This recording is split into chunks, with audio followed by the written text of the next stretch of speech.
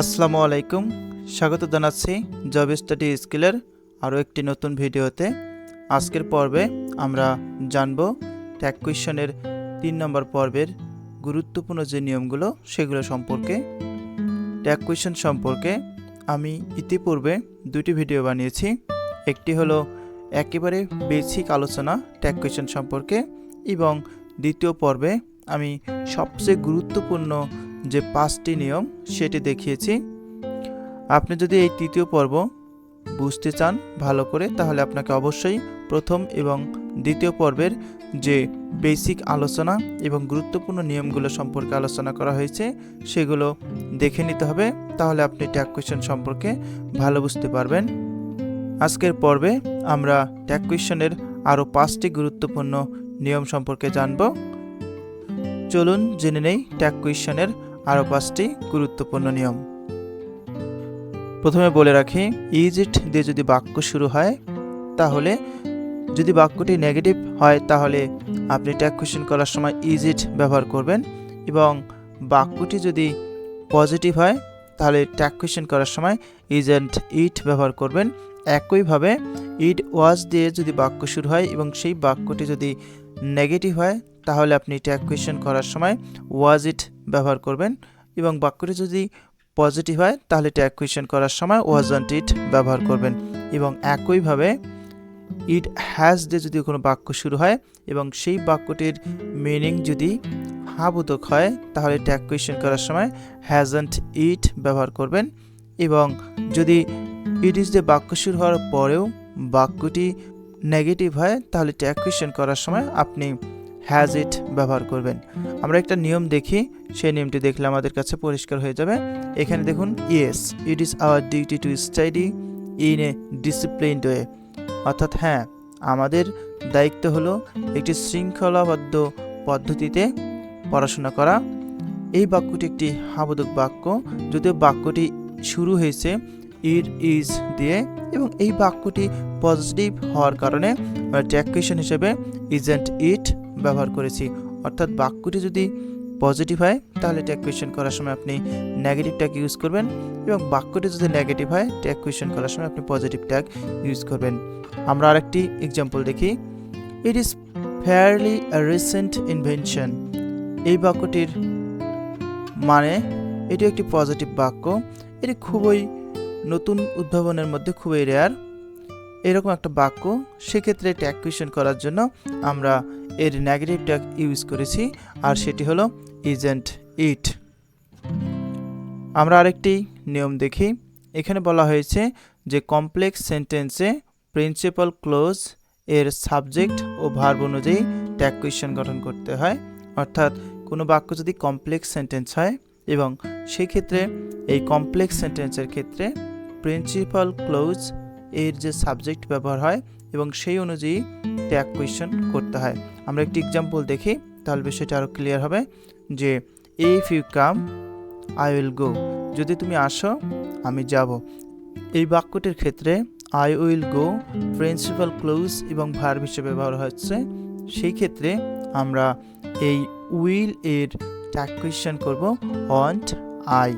অর্থাৎ এখানে এই বাক্যের ক্ষেত্রে বা এই কমপ্লেক্স সেন্টেন্সের ক্ষেত্রে আপনি উইল দিয়ে যদি শুরু হয় এবং বাক্যটি যদি পজিটিভ হয় তাহলে আপনি ওয়ান্ট আই ব্যবহার করতে পারেন। আরেকটি বিষয়, যদি কোনো একটা সেন্টেন্সে অনেকগুলো অংশ থাকে এবং অনেকগুলো সাবজেক্ট এবং ভার্ব থাকে, সেই ক্ষেত্রে আপনি একদম শেষে যে সাবজেক্ট এবং ভার্বটি ইউজ করা হয়েছে সেটিকে কেন্দ্র করে ট্যাগ কোয়েশ্চন গঠন করবেন। এটি হলো সবচেয়ে সহজ নিয়ম। এই ক্ষেত্রে আপনি এই ইফ ইউ কাম এটিকে বাদ দিয়ে আই উইল গো এই অংশটুকে পিক করবেন, এবং এটিকে পিক করার পর ট্যাগ কোয়েশ্চন করার সময় আপনি উইলের পরিবর্তে ওন্ট এবং সাবজেক্ট হিসেবে আই ব্যবহার করবেন। অর্থাৎ পরবর্তী অংশের সাবজেক্ট এবং ভার্বকে কেন্দ্র করে আপনি ট্যাগ কোয়েশ্চন করবেন। সেজন্য আই উইল গো এটি একটি পজিটিভ বাক্য এবং এর ট্যাগ কোয়েশ্চন হবে নেগেটিভ, সেজন্য আমরা ওন্ট আই ব্যবহার করেছি। আমরা আরেকটি এক্সাম্পল দেখি, এখানে বলা হয়েছে he said that he would do the work.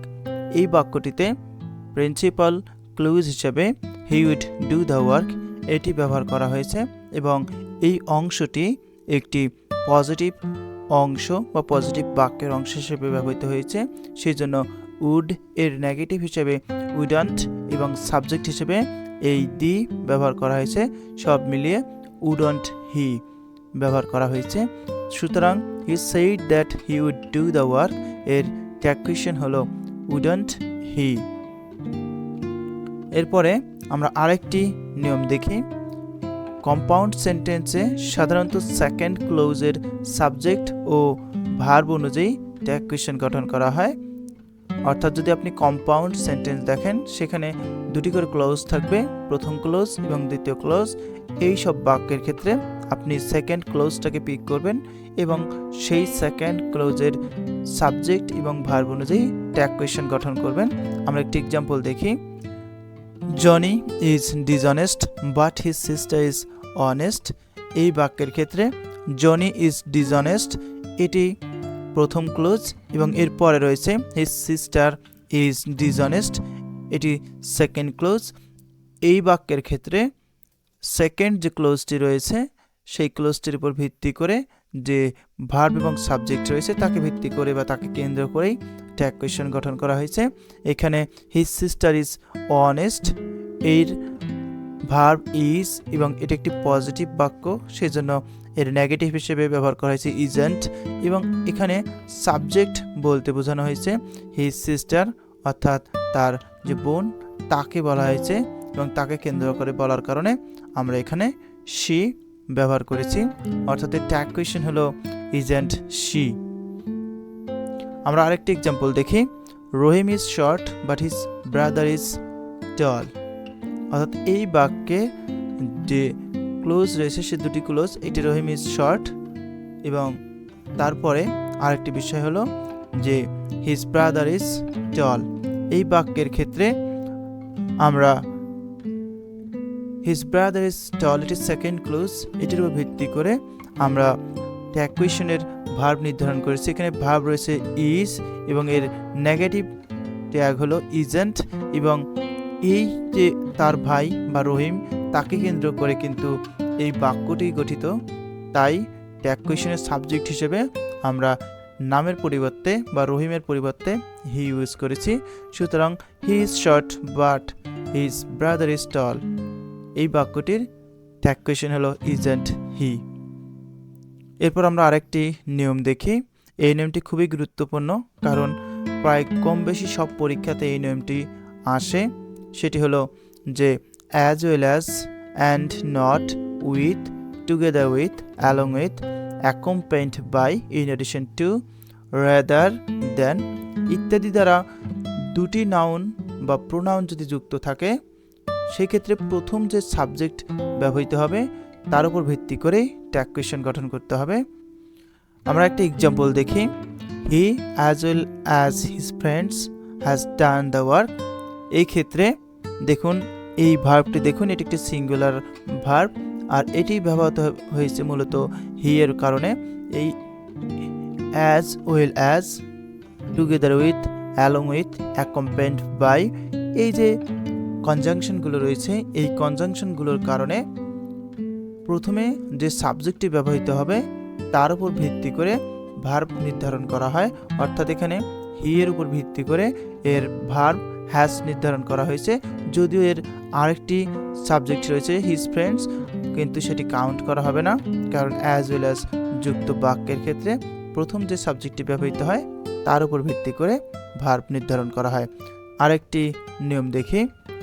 এখানে বলা হয়েছে নট অনলি বাট অলসো, বা not but, either or, neither নর, অথবা অর দ্বারা যদি দুটি সাবজেক্ট ব্যবহার করা হয় সেই ক্ষেত্রে সেকেন্ড যে সাবজেক্টটি রয়েছে তার উপর ভিত্তি করে ট্যাগ কোয়েশ্চেন গঠন করতে হয়। অর্থাৎ এই বাক্যের ক্ষেত্রে সাবজেক্টের প্রথম যে সাবজেক্টটি রয়েছে সেটি যেই হোক বা যেটি ব্যবহার করা হোক না কেন, সেকেন্ড যে সাবজেক্টটির ব্যবহার করা হবে তার উপর ভিত্তি করে মূলত ভার্ব নির্ধারণ করা হবে এবং এই ভার্বকে কেন্দ্র করে মূলত ট্যাগ কোয়েশ্চেন গঠন করা হবে। আমরা একটা এক্সাম্পল দেখি। এখানে বলা হয়েছে not only Rafiq but also his friends are fond of football. এখানে এই বাক্যটি দেখুন, এখানে নট অনলি রফিক এটি প্রথম সাবজেক্ট এবং এরপরে বাট অলসো এর পরে হিজ ফ্রেন্ডস অর্থাৎ তার বন্ধুরা এটি সেকেন্ড সাবজেক্ট। কিন্তু আপনি যদি এই ভার্বটির দিকে লক্ষ্য করেন, এই আর একটি প্লুরাল নাম্বার, অর্থাৎ হিজ ফ্রেন্ডস এখানে প্লুরাল নাম্বার, বাট রফিক এখানে সিঙ্গুলার নাম্বার। এই নাম্বারের উপর ভিত্তি করে ভার্ব গঠন করা হয়, অর্থাৎ হিজ ফ্রেন্ডস এর উপর ভিত্তি করে এখানে আর ব্যবহার করা হয়েছে। আর আমরা ট্যাগ কোয়েশ্চেন করার সময় এই ভার্বকে কেন্দ্র করে ট্যাগ কোয়েশ্চেন গঠন করব। এটি লক্ষ্য করলে দেখবেন যে এই ট্যাগ কোয়েশ্চেনটি বা এই বাক্যটি একটি পজিটিভ বাক্য, আর আর এর নেগেটিভ ট্যাগ হলো আরন্ট, এবং সাবজেক্ট হিসেবে এখানে রফিককে না বুঝিয়ে তার বন্ধুদের কথা বলা হয়েছে, সেটি মূলত সাবজেক্ট, এবং তাদেরকে বোঝানোর জন্য আমরা যে প্রোনাউন ব্যবহার করেছি সেটি হলো দে। অর্থাৎ not only Rafiq but also his friends are fond of football, এর ট্যাগ কোয়েশ্চেন হলো আরন্ট দে। ডিয়ার ভিউয়ার্স, আশা করছি আপনি ট্যাগ কোয়েশ্চেন সম্পর্কে এই 5টি গুরুত্বপূর্ণ নিয়ম ভালোভাবে বুঝতে পেরেছেন। ভিডিওটি ভালো লাগলে অবশ্যই একটি লাইক দেবেন এবং অন্যদের সাথে শেয়ার করবেন যাতে তারা এই ভিডিওটি দেখতে পারে। আর আপনি যদি এই চ্যানেলে নতুন হয়ে থাকেন তাহলে অবশ্যই সাবস্ক্রাইব করে পাশে থাকবেন, যাতে ইংরেজি সম্পর্কিত যে কোনো টপিক নিয়ে ভিডিও বানালে আপনি সবার আগে সেটি দেখে নিতে পারেন এবং আপনার কাজে আসে। দেখা হবে পরবর্তী ভিডিওতে। ভালো থাকবেন, সুস্থ থাকবেন, বাই।